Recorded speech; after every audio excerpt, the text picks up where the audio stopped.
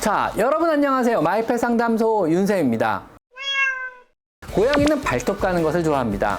고양이는 관찰 동물로요, 무언가를 관찰하는 것을 아주 좋아합니다. 고양이는 여러분이 무언가 말을 걸어주는 것을 좋아하고 굉장히 즐깁니다. 집사와 함께하는 사냥놀이를 굉장히 좋아합니다. 고양이는요, 스킨십을 무척이나 좋아하는 동물입니다. 자, 오늘은요, 고양이가 좋아하는 행동들에 대해서만 알아보도록 하겠습니다. 이런 고양이가 좋아하는 행동들을 우리가 알고 있다면은요, 이런 행동을 더 편하게 할 수 있도록 해주어 우리 고양이를 조금 더 행복하게 해줄 수 있을 것 같습니다. 첫 번째는요, 고양이는 발톱 까는 것을 좋아합니다. 스크래치라는 발톱을 갈고 벽을 긁는 행동은요, 고양이들의 정상 행동입니다.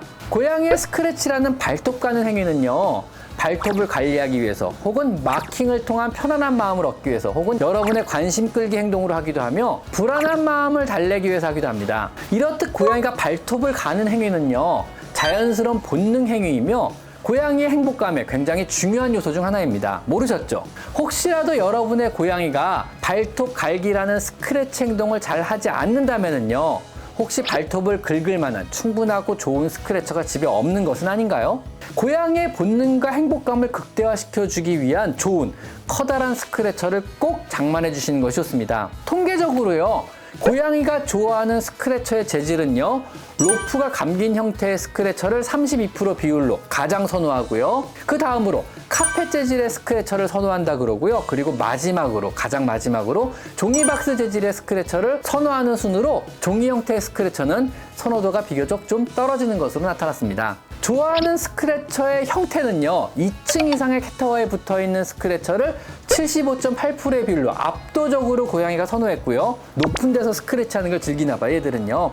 그 다음 순서로 단순 수직 형태, 그리고 기울어진 바닥 형태, 그리고 마지막으로 벽 부착형 등 기타 형태를 선호한 것으로 나타났습니다. 고양이의 행복을 위해서요, 좋은 커다란 스크래처를 장만해주세요. 아셨죠?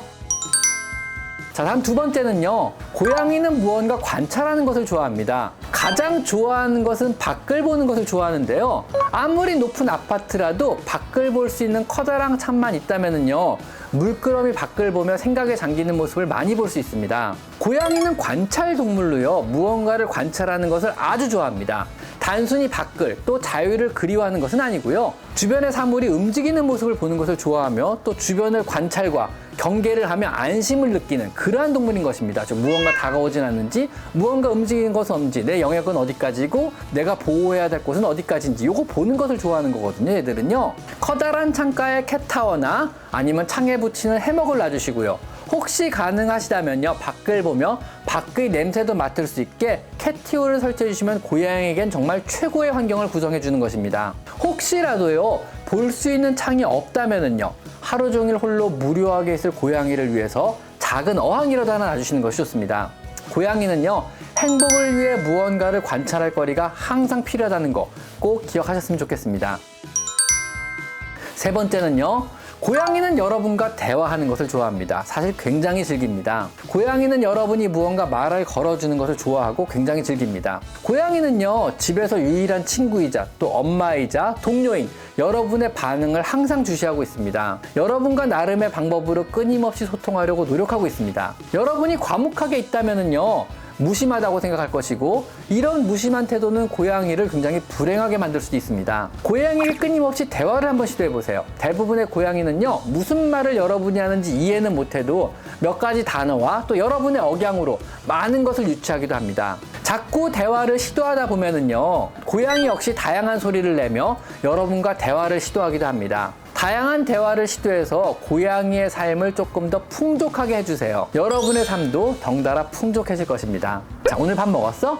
오늘 심심하진 않았어? 이건 어때? 맛있어? 뭐 이런 간단한 것부터 밖에서 있었던 여러 가지 애완을 함께 한번 나눠보세요. 아마 조금 더 고양이와 행복한 생활을 할 수 있지 않을까 생각합니다.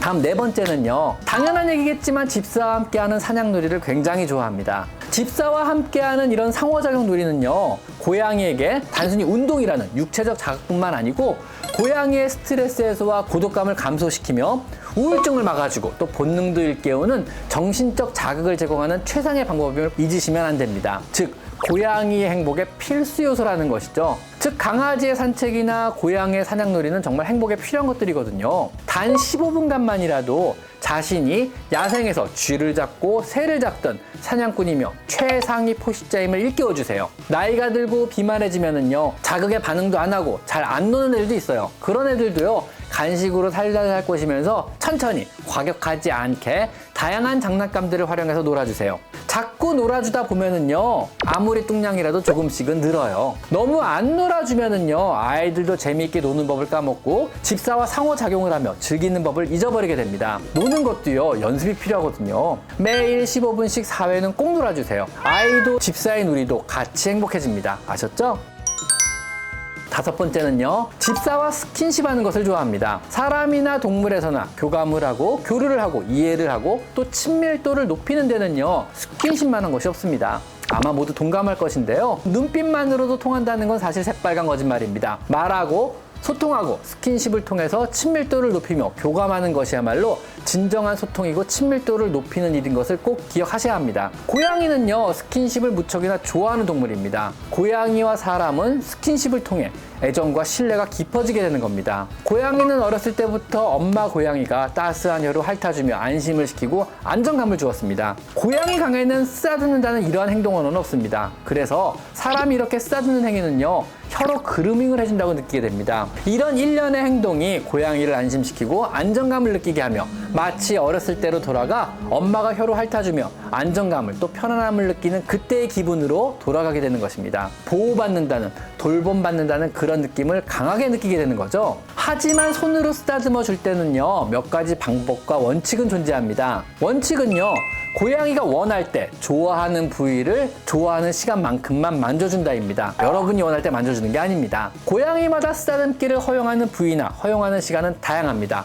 그 허용 부위나 허용 시간은 현재의 몸 상태나 기분에 따라 또 제각각일 수도 있습니다. 고양이가 쉽게 스킨십을 허용하는 부위는요, 턱이나 귀, 이마, 목덜미 등입니다. 고양이가 편안해하고 몸을 기대고 골골거리기 시작한다면요, 천천히 한번 쓰다듬어 보세요. 기회가 생길 때마다 계속 조금씩 만져주세요. 고양이도 또 여러분도 행복해질 것입니다.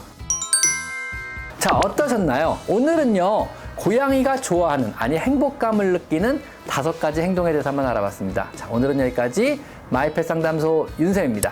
감사합니다.